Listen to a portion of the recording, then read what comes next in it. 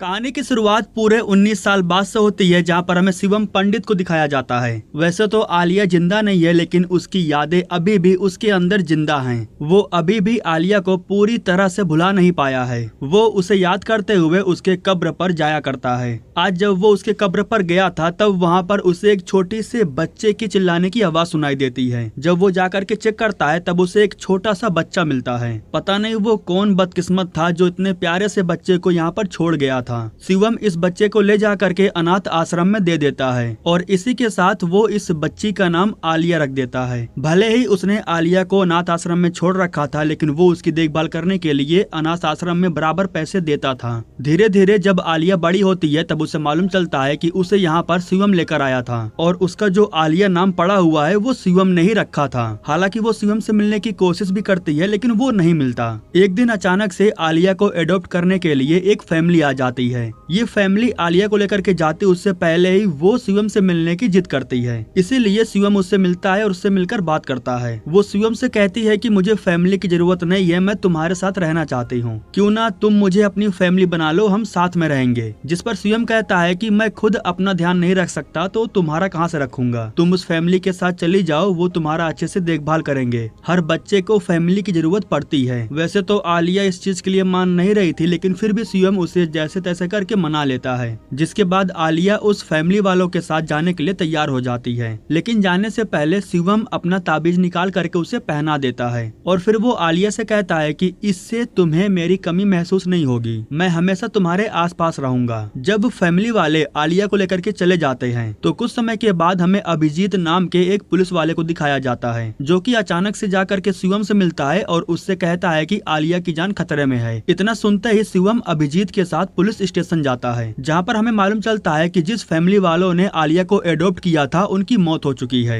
यहाँ अभिजीत शिवम को बताता है कि ये चाइल्ड ट्रैफिकिंग कर रहे थे, ये तो छोटे मोटे प्यादे हैं, इनका मेन बॉस बैंकॉक में बैठा हुआ है, मैं अपनी टीम के साथ कॉम्प्रोमाइज नहीं कर सकता, इसलिए मुझे तुम्हारी जरूरत है। अभिजीत ये भी बताता है कि यहाँ पर सिर्फ आलिया की बात नहीं हो रही है, बल्कि उन्होंने अलग अलग देशों से न जाने कितने बच्चों को किडनैप किया है। बहुत जल्द वो सारे बच्चों को अलग अलग देशों में बेचने वाले हैं। उससे पहले हमें उन बच्चों को उनके चंगुल से बचाना होगा। इसके बाद अभिजीत शिवम को अमृत सिंह के बारे में बताता है, जो कि 19 साल पहले एक छोटा मोटा माफिया था, लेकिन फिर अचानक से उसे एक दिन कोकाइन मिल गया। 1 से 2, 2 से 4, 4 से 8, इस तरह उसने कोकाइन का व्यापार शुरू कर दिया और उसी कोकाइन की बदौलत आज की डेट में उसने पूरा साम्राज्य खड़ा कर लिया है। और असल में ये कोकाइन नफीसा नवाज का था। उसके एक आदमी ने उसके साथ गद्दारी किया। लालच में आकर के उसने एक एक करके अमृत सिंह को ढेर सारा कोकाइन बेच दिया। उसके एक आदमी की छोटी सी गलती की वजह से अमृत सिंह आज इतना बड़ा माफिया बन चुका है। अमृत सिंह के 3 ऐसे खास आदमी हैं जो उसके लिए काम करते हैं, जयदीप, प्रमोद और चंगेज खान। ये वो लोग हैं जिन पर अमृत सिंह आंख बंद करके भरोसा करता है। वैसे अमृत सिंह के 3 बच्चे भी हैं, जारा, सिकंदर और जोरावर। अब इनमें से जो लास्ट वाला है जोरावर, वो अपने बाप से भी आगे निकलना चाहता है। हमारे आदमियों से पता चला है कि जोरावर चाइल्ड ट्रैफिकिंग का अभी एक नया बिजनेस स्टार्ट किया है। इसके बाद सीन शिफ्ट होता है बैंकॉक में। अभिजीत अपने एक आदमी के साथ शिवम को लेकर के बैंकॉक पहुंचता है। असल बात ये थी कि उन बच्चों के बारे में सिर्फ जोरावर को पता है, उन बच्चों के बारे में सिर्फ जोरावर बता सकता है। इसलिए अब शिवम को उनके बीच शामिल होना होगा,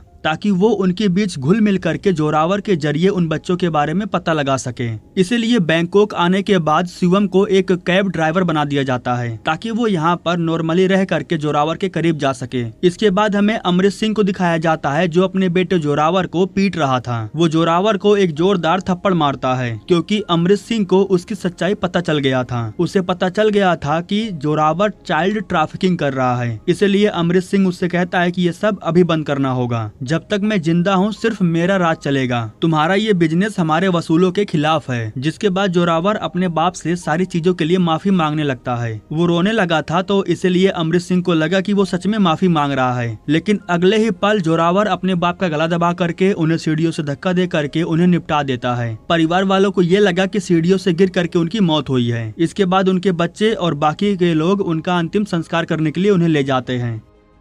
तभी अचानक से यहाँ पर नफीसा नवाज के ढेर सारे आदमी आ जाते हैं जो लगातार इन पर फायरिंग करने लगते हैं, जिसके बाद बदले में ये लोग भी उन पर फायरिंग करते हैं। जोरावर जल्दी से अपने भाई बहन को लेकर के यहाँ से निकल जाता है। वो जैसे ही भाग करके रोड पर जाता है तभी उसके सामने एक टैक्सी आ जाती है और ये इत्तेफाक तो देखो, टैक्सी ड्राइवर कोई और नहीं बल्कि शिवम था। मतलब कि जोरावर ने अपने ही पैरों पर कुल्हाड़ी मार ली। वो अपने भाई बहन को जल्दी से टैक्सी में बैठाता है और यहाँ से निकल जाता है। हालांकि नफीसा नवाज के कई आदमी गाड़ी से इनका पीछा करते हैं, लेकिन शिवम सही सलामत इन सबको बचा करके वहाँ से निकल जाता है। फिलहाल दिक्कत की बात ये थी कि जोरावर को अपनी सिक्योरिटी पर शक होने लगा था। शक करना लाजमी था क्योंकि नफीसा नवाज के आदमियों को कैसे पता कि ये लोग वहाँ पर हैं। मतलब कि कोई न कोई इनके बीच गद्दार जरूर है। फिलहाल शिवम कहता है कि मुझे मेरा भाड़ा दो, मैं यहाँ से जाऊँ, मुझे तुम्हारे लफड़ों से कोई मतलब नहीं है। फिलहाल जोरावर उसकी ड्राइविंग स्किल देख करके उससे इम्प्रेस हो गया था और वो उसे अपने साथ काम पर रखना चाहता था। लेकिन दिक्कत की बात ये थी कि जोरावर अभी उसके बारे में कुछ नहीं जानता। वो कहाँ से आया है, क्या करता है, इतनी जल्दी उस पर भरोसा करना ठीक नहीं था। फिलहाल जो प्रमोद था वो शिवम को पैसे देने के लिए साइड में ले जाता है। ठीक उसी जगह पर चंगेज खान भी था जो शिवम पर कमेंट पास करता है। इसीलिए शिवम को गुस्सा आता है और वो एक कांच की बोतल उसके सर पर फोड़ देता है, जिसके बाद इन दोनों के बीच में लफड़ा शुरू हो जाता है। फिलहाल मौके पर बाकी के लोग थे जो इन दोनों को साइड करते हैं। उसी समय जोरावर के दिमाग में एक आइडिया आता है। वो चंगेज खान और शिवम को एक गेम खेलने के लिए देता है। जो पिस्तौल को सबसे पहले रिलोड कर लेता वो जीत जाता और जो हारता उसकी जान भी जा सकती थी। शिवम इस काम को पहले करके गेम को जीत जाता है। वो चाहता तो मौके पर चंगेज खान को शूट करके वो खत्म कर सकता था क्योंकि रूल यही था, लेकिन शिवम ऐसा नहीं करता है। वो गन नीचे रख देता है। इसके बाद वो अपने टैक्सी में बैठ करके यहाँ से निकल जाता है। जोरावर को शिवम काफी ठीक लगा, इसलिए वो उसे अपने साथ काम पर रखना चाहता था। लेकिन सबसे पहले वो अपने आदमियों से शिवम के बारे में पता लगाने के लिए बोलता है। प्रमोद और जयदेव जब ये दोनों शिवम के बारे में डिटेल निकालते हैं तब जाकर के उन्हें मालूम चलता है कि वो पहले मलिक के साथ काम करता था और खास बात ये थी कि वो मलिक का लेफ्ट हैंड रह चुका है। फिलहाल जब ये लोग उससे पूछते हैं कि आखिर वो टैक्सी का काम क्यों कर रहा है, जिस पर शिवम कहता है कि क्या फर्क पड़ता है, बस रोजी रोटी से मतलब है। जिस पर जयदेव उससे कहता है कि तुम्हारे लिए मेरे पास एक काम है, तुम्हें एक ड्राइवर को पिक करना है। इसके बाद शिवम सीधा जा करके नफीसा नवाज के फैक्ट्री में घुस जाता है जहाँ पर नमक की आड़ में कोकेन बनाया जा रहा था। यहाँ पर वो इन लोगों से पूछता है कि ओमार कहाँ पर है। जोरावर उससे मिलना चाहता है। तभी सामने से ओमार फैक्ट्री का गेट बंद कर देता है। ओमार को यहाँ से लेकर के जाना इतना आसान नहीं था।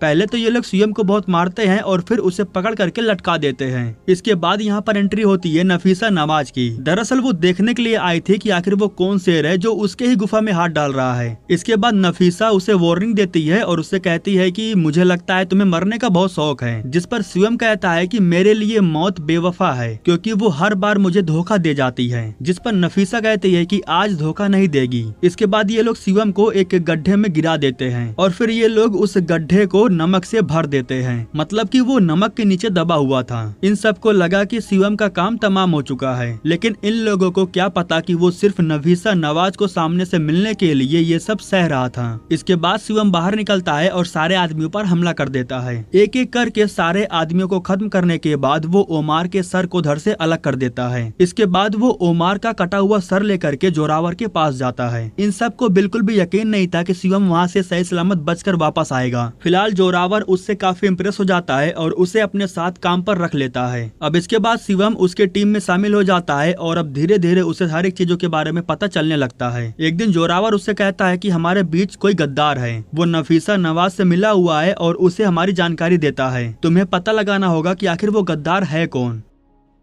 इसके बाद शिवम जा करके अभिजीत से मिलता है और उससे कहता है कि मैं यहाँ आलिया को ढूंढने के लिए आया हूँ, टीम के किसी गद्दार को नहीं। जिस पर अभिजीत उससे कहता है कि तुम्हें ये करना ही होगा, तुम्हें जोरावर के साथ में रह करके उसका भरोसा जीतना ही होगा क्योंकि सिर्फ उसे पता है कि बच्चे कहाँ पर हैं। अगर जोरावर को कुछ हो गया तो हमें कभी भी पता नहीं चलेगा कि बच्चे कहाँ पर रखे हुए हैं। और बात रही गद्दार की तो हो सकता है कि वो प्रमोद हो क्योंकि वो अमृत के जमाने से पैसों का हेरा फेरी करते आ रहा है। उसके पास कई सारे पर्सनल अकाउंट है जिसमें वो पैसों को ट्रांसफर करता है। हो सकता है कि वो नफीसा नवाज से मिला होगा। यहाँ अभिजीत उसे ये भी बताता है कि कल सुबह एक कंसाइनमेंट आने वाला है, हो सकता है कि उसमें बच्चे हों, तुम्हें जा करके चेक करना होगा, वहाँ पर बाकी के लोग भी होंगे। अगले दिन जब एक कंटेनर लोड हो रहा था तब शिवम वहाँ पर पहुँचता है और उस कंटेनर को चेक करने के लिए बोलता है। हालांकि जयदेव और प्रमोद उसका विरोध करते हैं। वो कहते हैं कि तुम्हें चेक करने की कोई जरूरत नहीं है, लेकिन जब जोरावर फोन पर कहता है कि वो जो कर रहा है उसे करने दो, तब ये लोग उसे रोक नहीं पाते। लेकिन जब कंटेनर कंटेनर को खोला जाता है तब उसे मालूम चलता है कि अंदर तो सिर्फ कोकेन रखा हुआ है। इसके बाद हमें जारा को दिखाया जाता है जो अपने म्यूजिक की प्रैक्टिस कर रही थी। उसी वक्त शिवम के साथ यहाँ पर जोरावर आता है और वो जारा से कहता है कि मुझे एक बिजनेस में तुम्हारा सपोर्ट चाहिए, जिस पर जारा उससे कहती है कि मुझे तुम्हारी दुनिया से दूर रहना है, मुझे तुम्हारे बिजनेस से कोई मतलब नहीं है। हालांकि जोरावर कहता है कि हम एक फैमिली है, तुम्हें मेरा साथ देना होगा,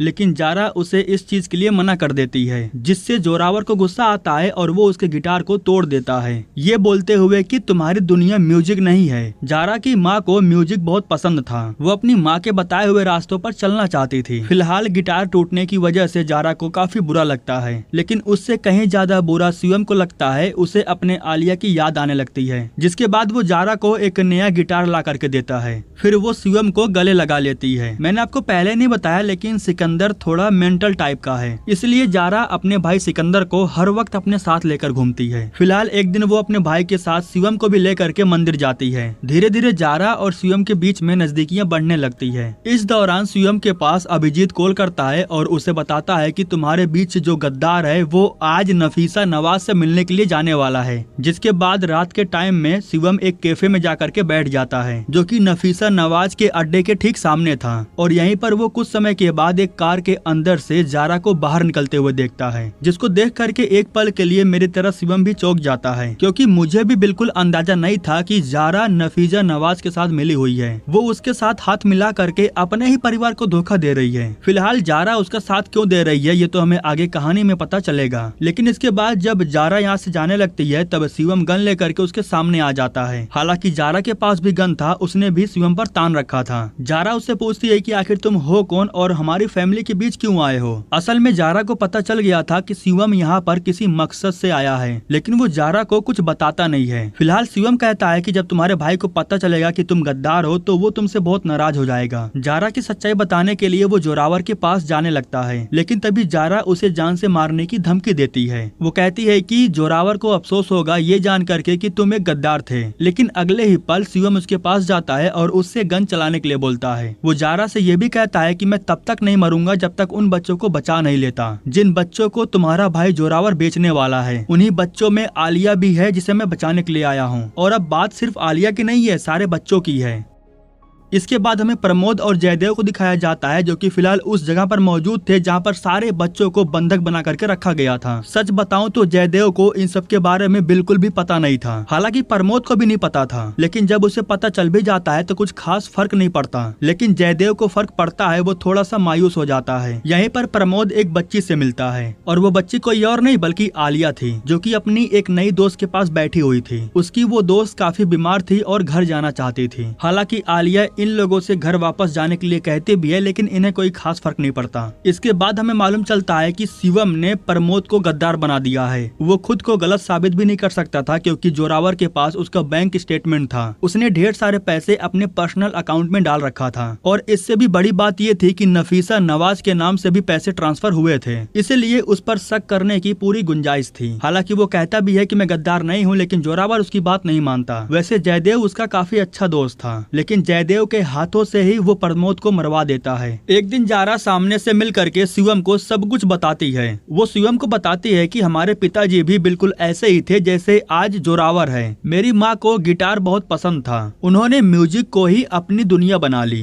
क्योंकि घर में उनकी बात सुनने वाला वैसे भी कोई नहीं था। लेकिन मेरी माँ मुझे और मेरे भाई सिकंदर को इस दलदल से बाहर निकालना चाहती थी, लेकिन हमारे पिताजी को ये बात पता चल गया, क्योंकि जोरावर उनके साइड से था। फिर एक दिन अचानक से माँ ने सुसाइड कर लिया। उनके जाने के बाद हम बिल्कुल अकेले पड़ गए, क्योंकि सिर्फ एक वो थी जो हमें समझती थी। पिताजी को वैसे भी हमारी कोई फिक्र नहीं थी, वो बस हमें बिगाड़ना चाहते थे। आज जोरावर बिल्कुल उनकी तरह बन चुका है। मैंने नफीसा नवाज से हाथ इसलिए मिलाया क्योंकि मुझे आजादी चाहिए था। उसने मुझसे वादा किया है कि वो मुझे और मेरे भाई सिकंदर को यहाँ से बाहर निकालेगी, इसलिए मैं उसका साथ दे रही हूँ ताकि वो हमें यहाँ से बाहर निकाल सके। हालांकि शिवम उससे कहता है कि अब तुम्हें उसके पास जाने की कोई जरूरत नहीं है। मैं वादा करता हूँ कि मैं तुम्हें और तुम्हारे भाई सिकंदर को आजाद कर दूंगा। इसके बाद जारा अपने भाई जोरावर के पास जाती है और उससे कहती है कि मुझे तो यकीन नहीं हो रहा है कि प्रमोद गद्दार था। अगर हमारे बीच ऐसे गद्दार हो सकते हैं तो मैं तुम्हारा साथ देने के लिए तैयार हूँ, बस इसके बदले में तुम सिकंदर को बीच में मत लाना। जिस पर जोरावर कहता है कि ठीक है, मुझे मंजूर है। इसके बाद हमें नफीसा नवाज को दिखाया जाता है। जयदेव उसके पास जाता है और उससे पूछता है कि क्या प्रमोद सच में गद्दार था, जिस पर वो कहती है कि अगर मैं हाँ बोलूंगी तो तुम चैन से सो नहीं पाओगे और अगर ना बोलूंगी तो तुम वापस से उस गद्दार को ढूंढोगे। तुम्हें चैन से सोना है या फिर उस गद्दार को ढूंढना है। इतना कहने के बाद वो जयदेव को एक वीडियो दिखाती है। असल में इस वीडियो में क्या था वो तो हमें बाद में मालूम चलेगा। फिलहाल हमें जारा को दिखाया जाता है जो कि उस जगह पर जाती है जहाँ पर सारे बच्चों को किडनैप करके रखा गया था और इन बच्चों के बीच में वो आलिया को ढूंढने लगती है, लेकिन उसे आलिया कहीं दिखाई नहीं देती है। तभी वो एक बच्ची को देखती है जिसकी डेथ हो चुकी थी।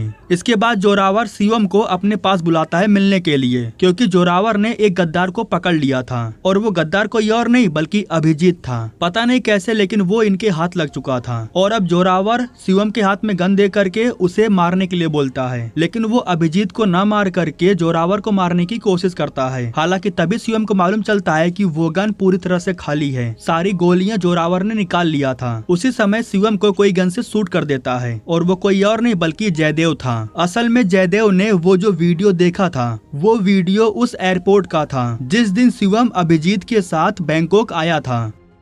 इसके बाद जयदेव अभिजीत को गन से शूट करके खत्म कर देता है। इसके बाद ये लोग शिवम के ऊपर हमला करके उसे जानबूझ करके जख्मी हालत में छोड़ देते हैं, क्योंकि ये लोग पुलिस को मारने के जुर्म में शिवम को फंसाना चाहते थे। बैंकॉक की पुलिस यहाँ पर आकर के सबसे पहले शिवम को गिरफ्तार कर लेती है। इधर जारा और सिकंदर को आजादी चाहिए था, लेकिन वो वापस से जोरावर के चंगुल में फंस जाती है और अब वो कुछ कर भी नहीं सकती थी। इसके बाद हमें शिवम को दिखाया जाता है जेल के अंदर बैंकॉक की पुलिस उसे बहुत ही बुरी तरह से टॉर्चर कर रही थी। पुलिस वाले उससे ये पूछ रहे थे कि आखिर उसने एक पुलिस वाले को क्यों मारा, लेकिन अब इन पुलिस वालों को कौन समझाए कि वो पुलिस वाला शिवम के साथ मिला हुआ था। आपको याद होगा कि अभिजीत के साथ में एक और बंदा था। पुलिस वाले उस बंदे को लेकर के आते भी हैं ये पूछने के लिए कि वो शिवम को जानता है कि नहीं जानता, जिस पर वो बंदा साफ साफ बोल देता है कि नहीं, मुझे नहीं पता कि ये कौन है, मैं बस यहाँ पर एम्बुलेंस चलाता हूँ। एक दिन जोरावर जारा को लेकर के जेल में आता है। यहाँ पर जारा शिवम को वो तावीज दिखाती है और उसे बताती है कि मैं उसे नहीं बचा पाई, वो कई दिनों से बीमार थी इसलिए उसकी मौत हो गई। शिवम को ये जान करके बहुत दुख होता है क्योंकि वो इस आलिया को भी खो देता है जिसे वो कभी खोना ही नहीं चाहता था। एक दिन शिवम जानबूझ करके जेल के अंदर कुछ कैदियों से उलझता है, जानबूझ करके वो उनसे लड़ाई झगड़ा करता है, जिसके बाद ये कैदी लोग भी मिल करके शिवम को काफी ज्यादा पीट देते हैं। इसीलिए ये जो पुलिस वाले थे वो एम्बुलेंस बुलाते हैं। बाद में हमें मालूम चलता है कि उस एम्बुलेंस के अंदर कोई और नहीं बल्कि अभिजीत का वो दोस्त था। उसने पहले ही एम्बुलेंस बोल करके इशारा दिया था। फिलहाल वो शिवम को सही सलामत यहाँ से लेकर के फरार हो जाता है। इसके बाद हमें जोरावर को दिखाया जाता है जो की अपनी टीम के साथ मिल करके बच्चों को बेचने जा रहा था। कुछ बाहर से फॉरेनर आए थे उन बच्चों को खरीदने के लिए। उसी वक्त यहाँ पर नफीसा नवाज अपने आदमियों के साथ आती है और असल में वो अकेले नहीं आई थी बल्कि वो अपने साथ शिवम को लेकर आई थी। दरअसल शिवम उनके पास गया था हाथ मिलाने के लिए ताकि वो उनके साथ मिल करके जोरावर से बदला ले सके, लेकिन वो शिवम का साथ नहीं देती है बल्कि वो शिवम को ला करके जोरावर के हवाले कर देती है। इसके बाद नफीसा नवाज अपने आदमियों के साथ यहाँ से चली जाती है। उसके जाने के तुरंत बाद जोरावर शिवम को बहुत मारता है। वो उसे गन से शूट भी करने वाला था, लेकिन बीच में जयदेव आकर के उसे रोक लेता है। वो जोरावर से कहता है कि इसे तो मैं ही मारूंगा क्योंकि इसकी वजह से मैंने अपने खास दोस्त को मारा। इसके बाद जोरावर बच्चों का डील फिक्स करने के लिए चला जाता है और इधर जयदेव शिवम को लेकर के एक कंटेनर के अंदर आता है उसे गोली मारने के लिए, लेकिन यहाँ पर जयदेव उसका सपोर्ट करता है, उसके हाथ के रस्सियों को खोल देता है और उसे एक गन देता है। दरअसल वो अमृत सिंह का खास आदमी था और उसे पूरा यकीन है कि अमृत सिंह की मौत कोई इत्तेफाक नहीं है। उसे पूरा यकीन है कि जोरावर ने ही उसे मारा है, इसलिए वो भी बदला लेना चाहता है। उसी समय यहाँ पर चंगेज खान और बाकी के ढेर सारे लोग आ जाते हैं जो इन पर फायरिंग करने लगते हैं। फिर शिवम और जयदेव इन लोगों से फाइट करने लगते हैं। इस दौरान चंगेज खान जयदेव को गोली मार देता है। उसी समय जब शिवम को मौका मिलता है तो वो चंगेज खान को शूट करके खत्म कर देता है। इसके बाद शिवम अकेले ही जोरावर को रोकने के लिए जाता है। शिवम को रोकने के लिए जोरावर के कई आदमी उसके सामने आते हैं, लेकिन शिवम के हाथों में गन था तो इसीलिए वो कवर लेकर के सबको शूट करके खत्म कर देता है और जो कार लेकर के उसके सामने आ रहे थे वो उन्हें मिसाइल से उड़ा देता है।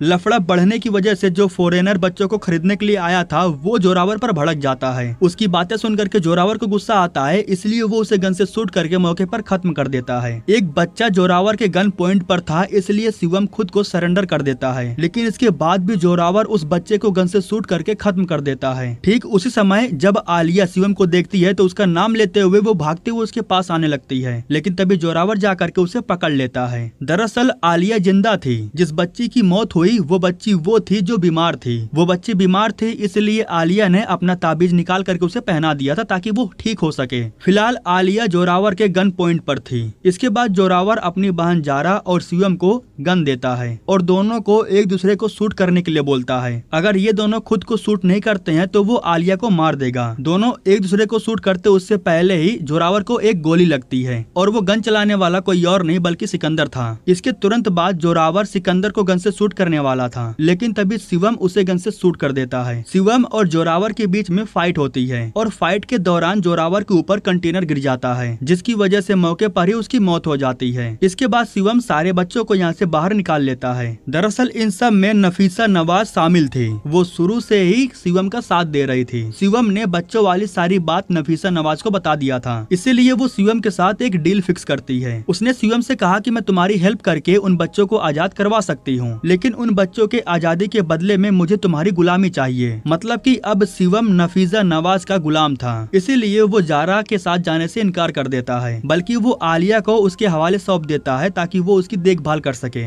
बदले में शिवम ने उसे आजादी दिलाई थी तो वो इतना कर ही सकती थी। अब इसके बाद शिवम का एक नया सफर शुरू होता है और इसी के साथ दोस्तों ये कहानी यहीं पर खत्म हो जाती है।